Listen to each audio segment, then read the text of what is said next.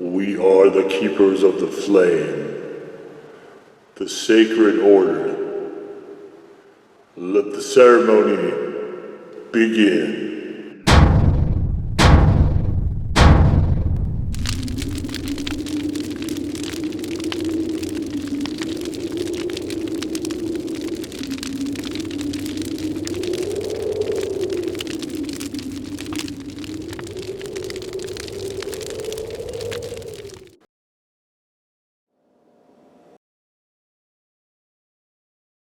And today, faithful acolytes, we take a look at this.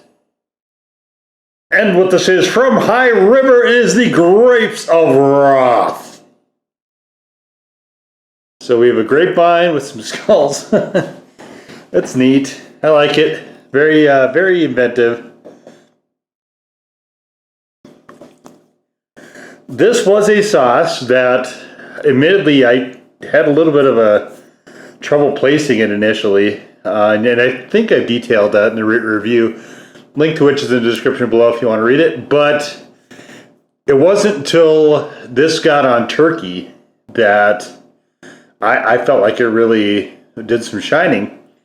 And it's been a while since I've had this sauce. The written review is quite some time ago now.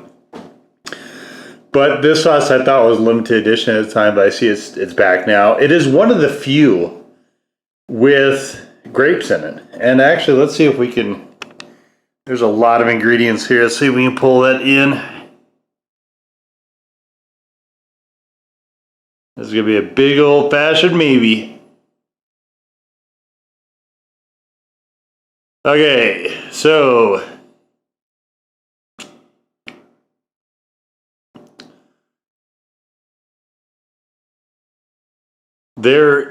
This is somewhat of a difficult label to read.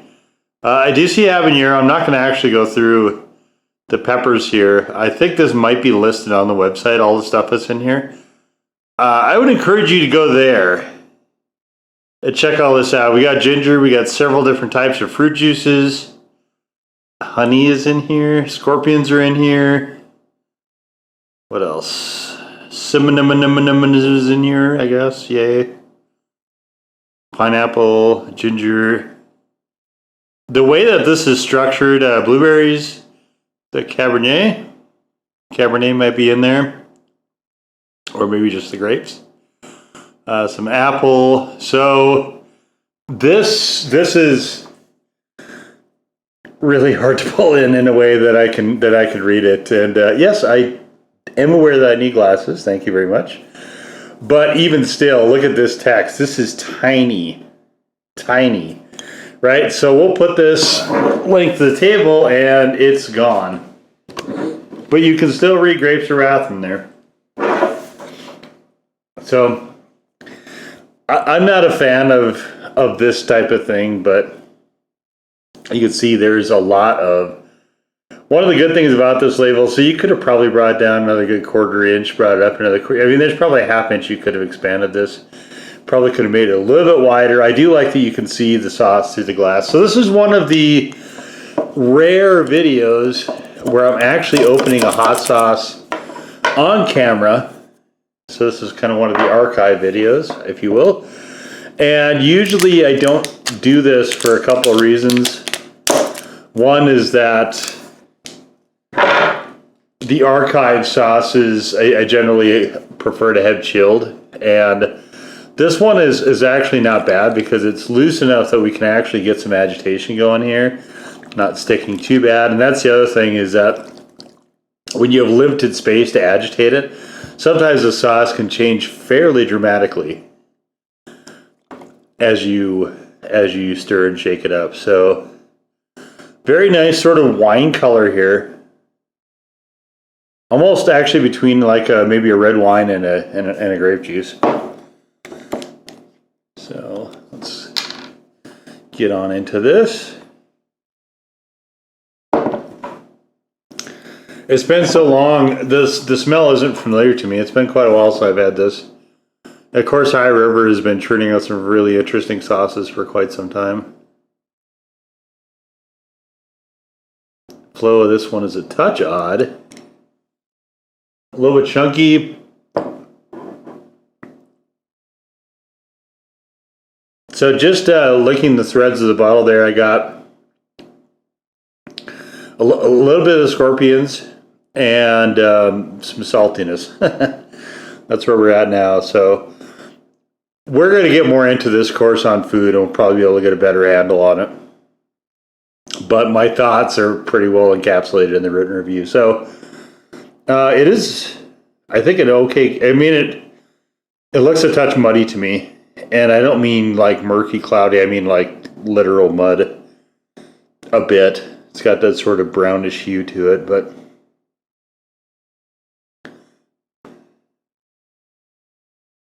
it is also looser than I remember as well. So this will be an interesting reunion. I'm looking forward to it. Let's get this kicked off.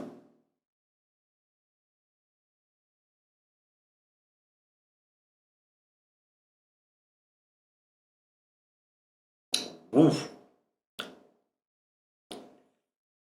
So this I don't like a lot at room temperature. We got a vague sort of fruitiness, saltiness, and then some very, very punchy super hots.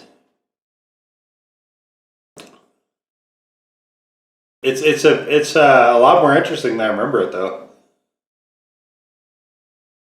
Got some of the pear, like a little bit of pear grit in there. Very curious. This is, I think, I mean, all High River stuff is very unique. This is certainly, I think, one of the more unique hot sauces that I've had.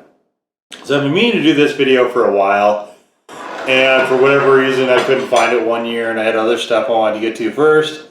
But, so I've decided, since Thanksgiving is coming up, and it's always good to have a hot sauce that will work with Thanksgiving. So I got some, they do these roasted turkey breasts at the grocery store near me. So I thought, hey, why don't I try to do a mini Thanksgiving dinner, right? So in this case, I don't have black olives. I don't like potatoes, so I don't ever make mashed potatoes, but I wasn't going to do a whole thing of stuffing because this sauce doesn't go on stuffing. I just tried to restrict it to where I've used this sauce. So in this case, it is the turkey and cranberries. And so what I like to do is I'm going to do it by itself here, and then we're going to do some on the cranberries. And I think what I did was, it's been a while now, is I mixed the cranberries and the hot sauce into a sort of a compote. So we're going to do that as well with some of this turkey. We'll just kind of see where it shakes out. Let's get to it.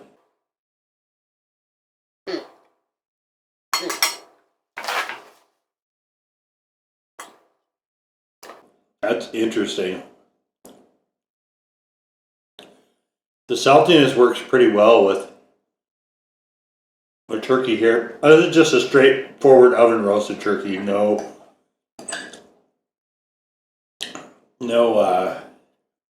rosemary added to it or any of the other stuff.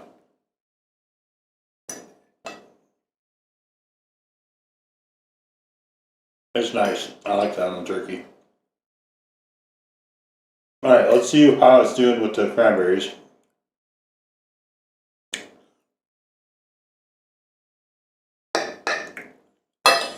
Here's where it clashes a bit.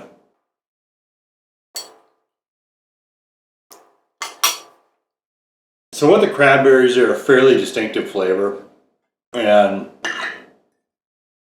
I don't think they always play nicely with other stuff. They really kind of want to be the star of the show.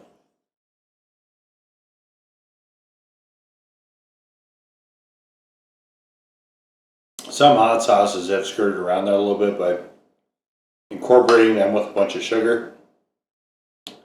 This obviously is not what's going on here.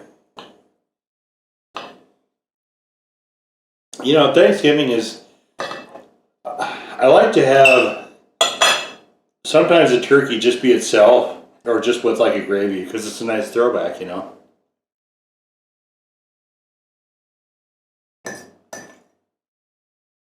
Very classic meal. I had my grandma's a lot, when I was younger.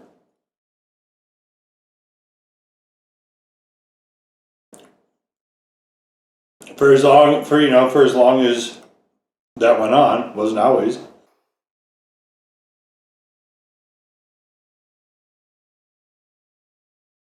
That's why I think Thanksgiving is for a lot of people is good memories. Thanksgiving dinner and whatnot.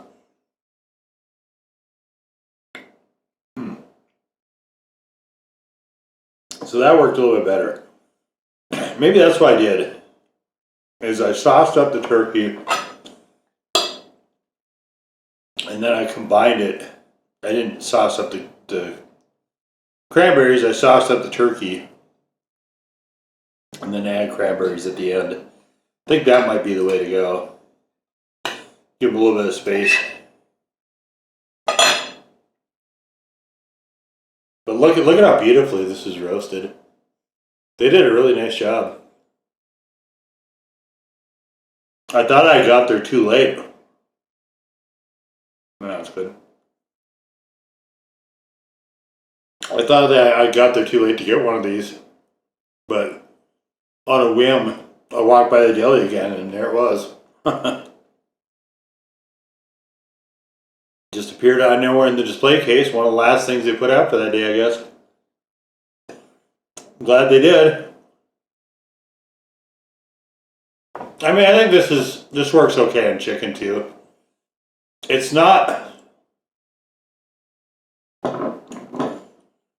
It's a puzzling sauce because by itself it's wanting other stuff. It definitely is meant to go with things.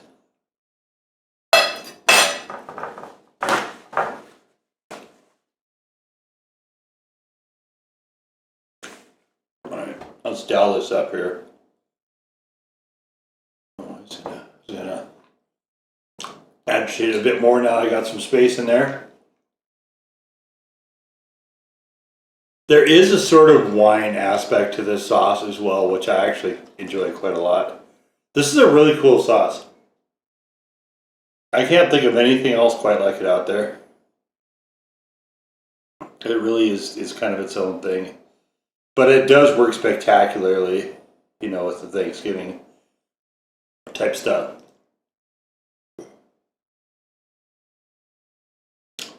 So if you're thinking, man, if only there was a hot sauce that lent itself well to turkey, there you go. Which is funny because, the name of it, Grapes of Wrath, doesn't really speak to me of Thanksgiving. I think like most people, I don't necessarily eat a lot of turkey outside of that time frame.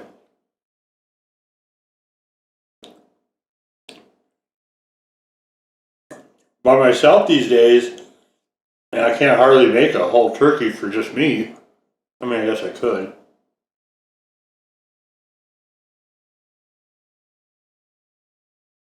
I gotta be well tired. Well tired of the flavor before I got anywhere near the end, though.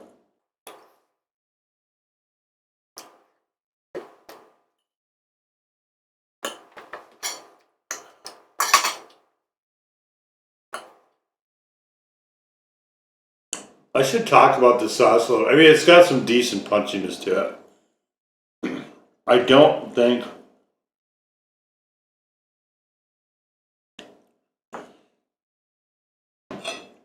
too many people outside Chili Heads are going to want to roll with this.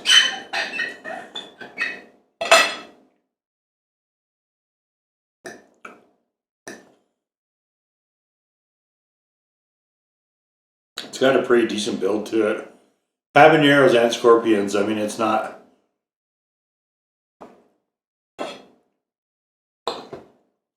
I think most of the high river stuff is geared more towards Chili Heads, actually. Certainly the case with this one.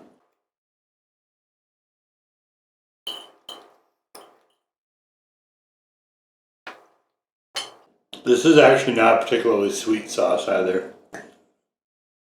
I mean, it definitely is more towards the salty side.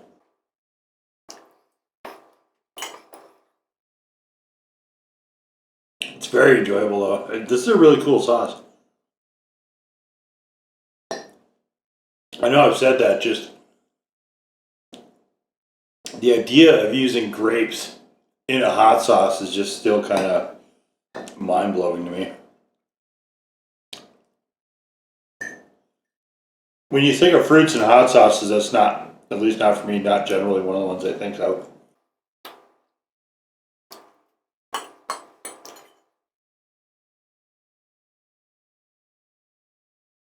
I think at one time this might have been the hottest one they had in their lineup as well.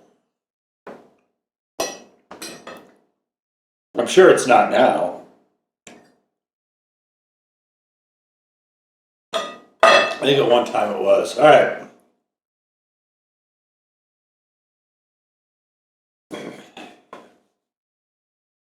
So there's our mini Thanksgiving dinner, but really, if you're going to go with the theme,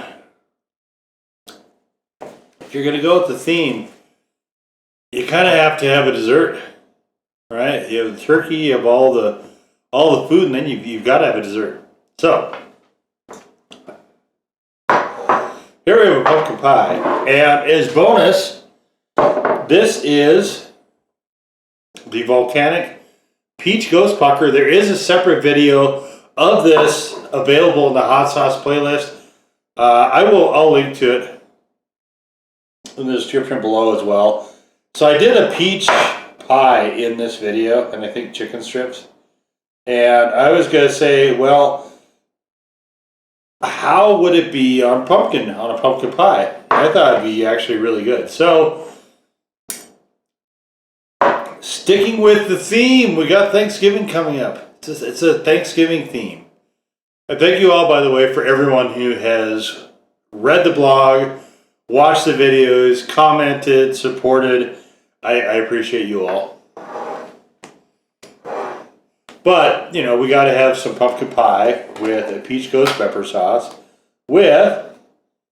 Now, with pumpkin pie, I like to have whipped cream on mine. Or this, I guess this whipped topping. So rather than ice cream, I like to have this on there. So we're going to, and it's light because, you know, you've seen all the stuff I have on this channel. I gotta watch my girlish figure and so on. Over there, okay. So let's see how this does. This is not sweet enough. This is not meant to be a dessert sauce at all. But let's just see how this peach reaper goes.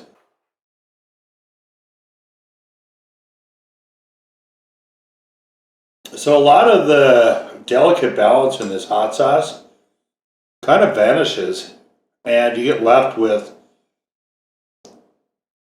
the subtle interplay kind of goes away, including the cinnamon, and you kind of get left with the pucker part of it, which is odd. It's very odd in a pumpkin pie and whipped cream.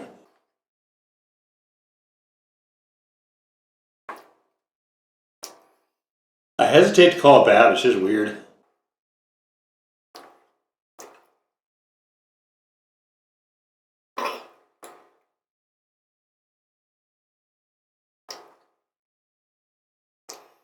I mean, pumpkin pie and hot sauces. I think you've got a pretty narrow opening to be shooting for there.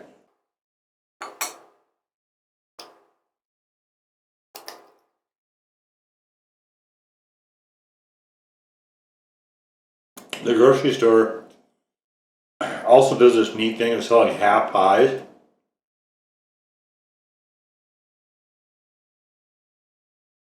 What's funny is you can buy 2 half pies. It's actually less than if you buy a whole one. Go figure. Pumpkin's a flavor I get pretty tired of easily.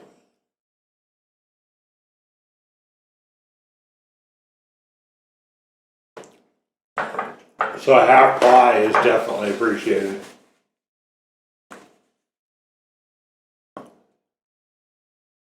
It's just enough to scratch that itch. I like to have cold pumpkin pie for breakfast.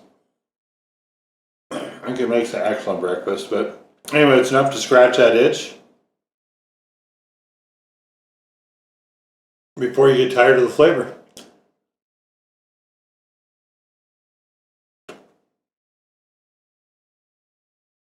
So, yeah, the rest of the ending of the testing of that volcano is it doesn't work really particularly well with pumpkin pie. Maybe if you used less of it, but there's an intricate interplay of flavors in that sauce, and you can very easily cancel out elements of it. And once you do,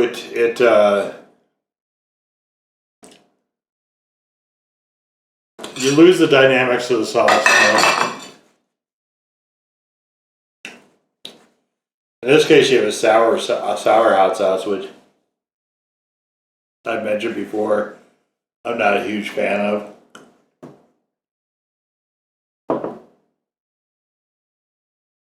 Okay. Back to Grapes of Wrath.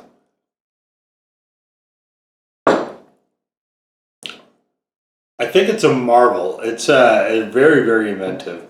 Certainly there's nothing else quite like this out there. I don't know if anybody's ever attempted to use grape before or since. Not that I've seen anyway, and I've done a few sauces. So I do like the uniqueness of it. I do think it works pretty well. Chicken as well. Like anything, that type of thing, like a nice roasted light meat, it does marvelous with, I think. It's pretty decent on chicken tendies. I think with this one, it kind of wants to go in that very narrow lane though. So trying to put it on other stuff, I think you kind of diminishing results. It's almost like it has a fairly narrow window of intent, and then drifting outside of that is maybe not going to give you the best results flavor wise.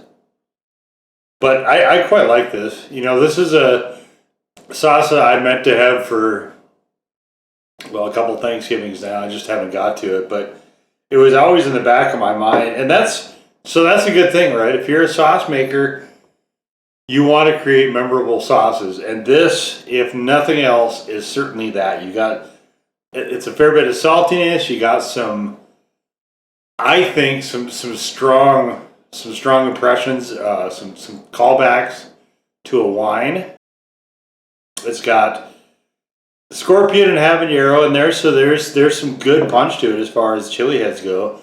And I actually kind of like the texture here. I think the pear works really, really well to give it that little bit of body. So very, very well-crafted sauce for what it is.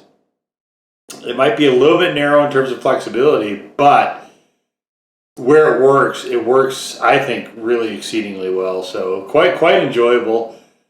Definitely, it's a nice change of pace. By itself, I don't love it. You certainly want to pair it with some type of food, but this is one where if you're kind of a foodie and you like to have these sort of complex concoctions, this is definitely a good one to pick up. And we'll just leave it there. So there it is, the High River Sauces Grapes of Wrath hot sauce. Now go forth in peace to serve the flame.